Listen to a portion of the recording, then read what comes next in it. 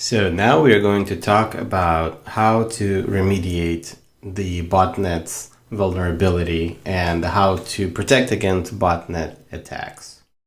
So as we talked about before, botnets are essentially groups of zombie computers being controlled by someone with malicious intentions, and either they're actively being sent instructions to attack other resources that they have access to, or they're just passively collecting information or passively attacking all available targets.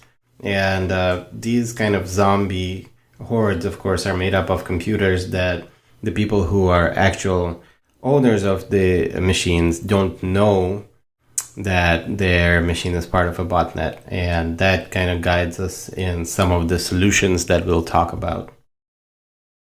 So how do we prevent some machine, some device from being part of a botnet? One of the simplest, most obvious ones, of course, is to have some form of malware protection. Usually this is an antivirus or anti-malware tool, some kind of a scanner that lives on the device or lives on the network between that device and all available traffic coming into the device. And that's just a way to prevent the original malware or exploit that would create the bot and register the bot on the botnet with the device. And so the idea is that if the computer never becomes a bot, then you are preventing the botnet from growing in size and power. And then another solution is to perform regular patching, and especially security patching on that particular device. And the idea is that as more and more vulnerabilities get closed off, the attackers who are trying to add a device to a botnet don't have as much ability to compromise that particular device and don't have a way of installing software on there that would turn it into a bot. And so the idea is, again, a preventative one here. Network monitoring. So the idea is that if a computer or a phone or anything else does become a bot, it will start to communicate with its controller or with its botnet. And if you have access to look at the traffic going in and out of that particular device, you can detect unusual traffic patterns and you can detect malicious traffic. You can see how the device is communicating with unknown endpoints. Suppose you have some corporate laptop or a private phone or a server or a router, or even, nowadays it could be a fridge, right? Because sometimes there's internet connected fridges now. And you have a way to monitor on that particular network the traffic going in and out, and it looks suddenly unusual, especially if you have recorded the traffic before and monitored the traffic before, and you know the typical traffic patterns, like when messages come in, what size they are, what addresses they come from. That kind of stuff can help to identify abnormalities, and that could be a sign that a device has become a bot and attached to a botnet. And of course, at that point, the remediation would be more appropriate, and we'll talk about that next. Another important aspect is asset management. And this is more of something that we talk about in the context of corporations, companies, but that's something that homeowners and network owners at home can also practice to a certain extent in a less formal manner. And all that means is just keeping an inventory of all your devices and knowing which devices have been authorized to access a particular network, and then just now and then going through and doing a sweep and making sure that all the devices that are imaged to connect to your proprietary network or to your home network are still the ones that you want connecting to it, and that those devices aren't, like, suppose some forgotten desktop that's sitting in someone's closet and it's still connected to the wireless network or the Ethernet network, and it's been compromised long ago because it hasn't been getting security updates and it doesn't have an antivirus, and because it's still connected to the network and nobody's paying attention, it's been quietly working away as a bot. That actually happens a lot more than you think, especially nowadays with the Internet of Things revolution, where so many devices can connect to the internet and don't have a UI. So very often people forget about them because they think, oh, that's just a light bulb or that's just a microwave. But actually, there was a process of setting that up to connect to the network, and that's also how they became vulnerable. And of course, access point protection. So if there are rogue devices, sometimes suppose somebody will place some item, some network connectivity capable item in your home or in your office in a location where there's an unprotected wireless or physical connection network that is available. And, imagine just a small USB thumb drive that somebody connects to a desktop, connects to a USB port on the back of a desktop. Like that's an example. And now this will actually be a bot on its own. And because it has access to the network through the device it's connected to, through the network it's connected to, now it can act as a bot without anyone knowing about it, unless there's network monitoring and asset management and some of the other things we talked about. So it's important to protect access points, any points where your network can be connected to.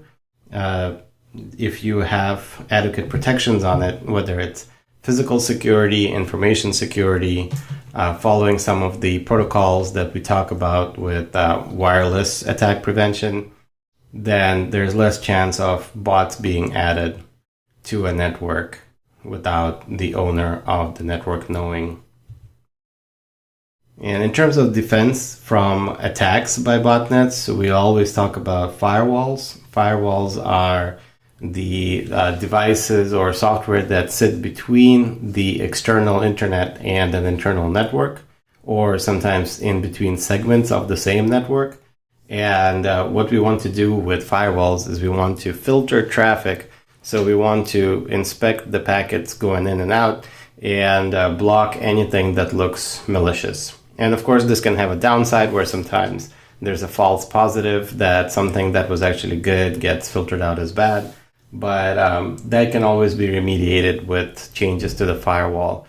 But what's important is understanding that there is traffic that could be malicious that needs to be removed and prevented before it ever actually hits its intended target. Another thing that can be done with firewalls is the filtering of certain addresses. So if we have a list of known attackers, if we have a list of known botnets, which can be continuously updated through updated definitions on the firewall, updated rules, those can be automatically disabled so that we are not actually falling for the same attacks that might have happened to others. And this is where information sharing comes in.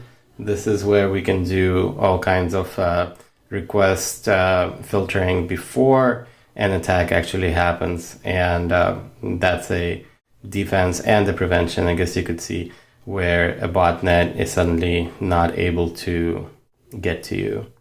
This also goes for request throttling. If we are able to detect an increased volume of requests, then we can start to factor out those requests from our incoming payloads, right? So like, suppose we are a web server. We have a web server that's serving consumers with, suppose, a news service, right? So we have a news website and there's people coming in to find out what's happening today.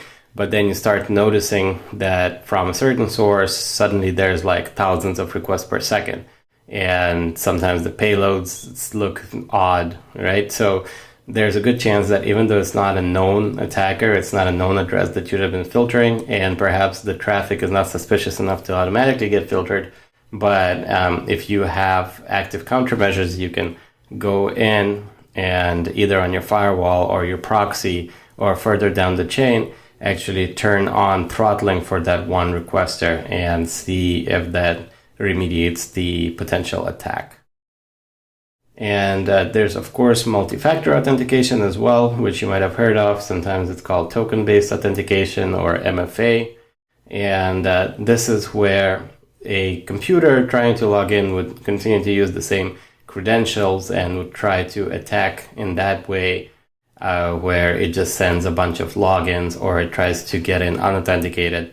But if we have something where we want humans to log in rather than machines, we can put certain things in between the machines and the resource that they're trying to attack or access, and they're trying to bring it down. So, for example, CAPTCHAs, which are image-based or other kind of multimedia-based solutions where somebody has to correctly enter a CAPTCHA image text or identify things in an image that's presented to them before they're let in to access the service. That used to be seen as a pretty effective way to stop machines from rapidly attacking or overwhelming certain services, because a human would be able to answer the CAPTCHA and get through, but a machine would be defeated by the CAPTCHA and would have to stop. But actually nowadays there's intelligent enough services that can, when faced with a CAPTCHA, defeat the CAPTCHA and then proceed with their activities. So if a botnet has that kind of service available to it, then a CAPTCHA would not be effective. So multi-factor relies here more on, suppose, having a code on a second device that has to be entered during login or during authorization, or on a physical device that's not a computer or a phone, like suppose a USB dongle or an RSA key. Sometimes people use text messages that include one-time passcodes that need to be entered in order to log in. But because of SIM swapping, which we talk about in the course, this has been found to be not a secure solution.